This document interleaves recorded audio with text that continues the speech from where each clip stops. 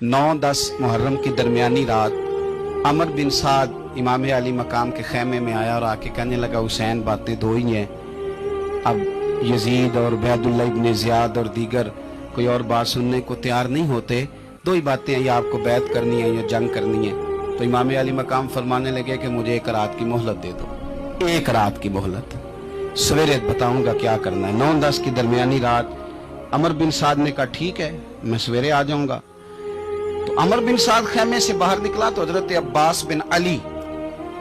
हजरत अब्बास रदी अल्लाह ताला अन्हु हाजिर बारगाह हुए। तो इमाम अली मकाम से अर्ज करने लगे, भाईजान मुझे पता है सवेरे आपने क्या फैसला करना है और आपको भी पता है सवेरे क्या फैसला करना है। तो ये बदबातन किस्म के लोग हैं, ये सोचेंगे पता नहीं हुसैन कमजोर पड़ गया,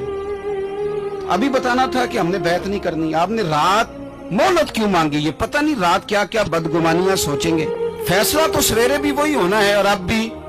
वही होना है कि हम यजीद की बैत करने को तैयार नहीं है, तो आप ये भी बात कर देते। तो इमाम हुसैन फरमाने लगे, अब्बास तेरा क्या ख्याल है, मैंने सोचने के लिए टाइम लिया, तेरा क्या ख्याल है कि मैंने कोई नए राह तलाश करनी है, कोई मुझे और किसी फौज के पहुंच जाने की उम्मीद है। कहा नहीं, मुझे कुछ भी नहीं करना, ना कुछ सोचना है, फैसला भी वही है जिसका तुझे पता है, लेकिन भाई ये आखिरी रात बची है, कल हुसैन दुनिया से जाएगा, आखिरी रात बची है, दिल करता है कि आज की रात ना मैं रज रज के अपने रब को सजदे करूं, मैं जी भर